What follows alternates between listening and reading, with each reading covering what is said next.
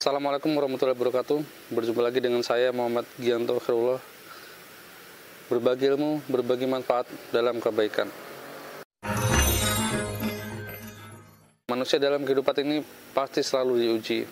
Diuji dengan kekayaan, diuji dengan kemiskinan, diuji dengan masalah rumah tangga, masalah keluarga, diuji dengan hutang, diuji dengan tetangga, dengan saudara, dan berbagai macam ujian dalam kehidupan manusia. Namun sesungguhnya ujian yang diberikan oleh Allah kepada kita adalah untuk meningkatkan ketakwaan kita kepada Allah. Karena Allah berfirman, tidaklah aku menguji manusia kecuali mereka mampu. Sahabat-sahabat yang dari mata Allah, sesungguhnya Allah itu sangat sayang kepada hambanya.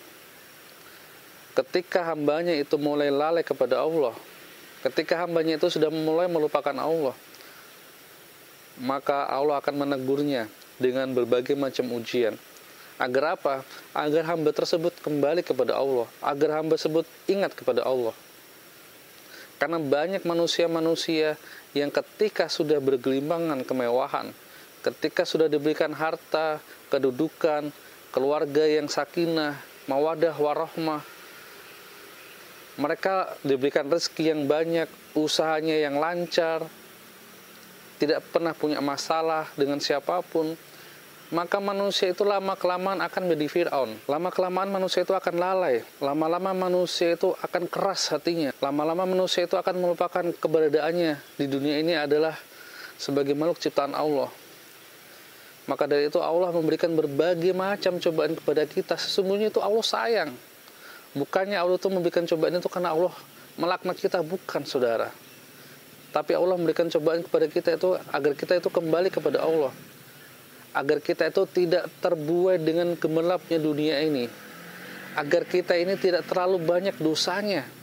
Maka dari itu kita diberikan cobaan-cobaan dalam kehidupan ini. Ada yang diberikan cobaan dengan anak yang sakit. Ada yang diberikan cobaan dengan usaha yang bangkrut. Ada yang diuji dengan istrinya. Ada yang diuji dengan mertuanya, dengan tetangganya, ada yang diuji dengan utang, dan berbagai macam masalah ujian dalam kehidupan ini. Maka saudara, sesungguhnya kita ini mampu untuk keluar dari masalah tersebut. Kita ini sebenarnya mampu untuk menyelesaikan masalah tersebut. Dengan cara apa? Dengan cara kita mendekatkan diri kepada Allah. Allah itu hanya ingin hamba itu kembali. Allah itu hanya ingin hamba itu merengek, sadar bahwa sesungguhnya tanpa pertolongan Allah semua masalah tersebut tidak bisa terselesaikan. Tanpa pertolongan Allah masalah tersebut tidak akan ada jalan keluarnya.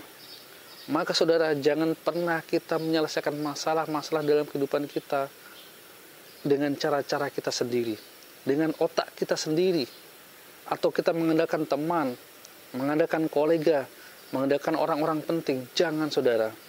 Karena kalau Allah tidak menghendaki, Allah tidak ikut campur tangan, maka masalah tersebut akan tambah runyam. Maka masalah tersebut akan tambah kacau. Maka dari itu sahabat, jika kita sedang tertimpa masalah, maka segera kembali kepada Allah. Mohon petunjuk, berdoa di keningan malam, di sepertiga malam terakhir dengan sholat tahajud. Kita memohon berdoa, memohon ampun bahwa sesungguhnya kita selama ini salah. Mengakulah dengan kerendahan hati di hadapan Allah. Akulah kesalahan-kesalahan kita, kelalaian-kelalaian kita. Merendahlah dengan rendah-rendahnya dalam sujud, saudara. Allah itu hanya butuh pengakuan kita. Allah itu hanya butuh bahwa kita ini memerlukan Allah.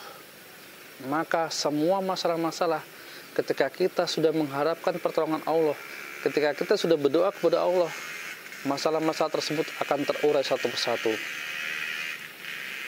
Dan jangan lupa sahabat, ketika kita sudah berdoa kepada Allah, ketika kita sudah mengharap pertolongan Allah, ada satu kuncinya lagi, yaitu bersabarlah.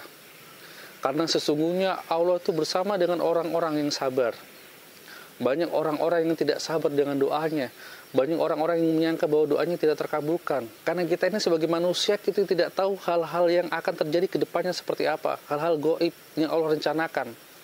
Allah itu memberikan jalan keluar, memberikan rezeki itu dengan cara yang tidak pernah kita duga. Dengan cara yang tidak pernah kita sangka sebelumnya. Dan tidak pernah terpikirkan sebelumnya akan terjadi seperti ini. Akan seperti ini solusinya tidak pernah, saudara.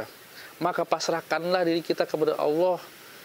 untuk menyelesaikan semua masalah-masalah kita.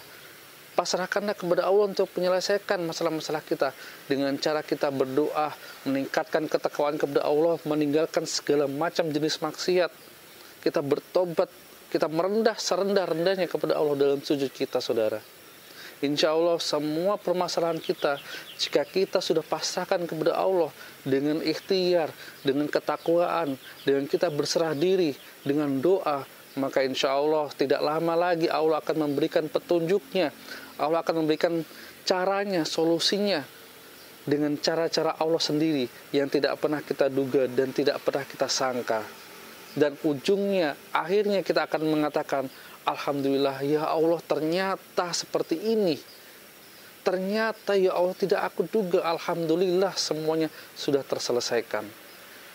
Nah itulah sahabat, semoga bisa diambil hikmahnya, semoga bisa diambil manfaatnya. Cukup sekian dari saya. Billahi taufiq wal hidayah. Wassalamualaikum warahmatullahi wabarakatuh.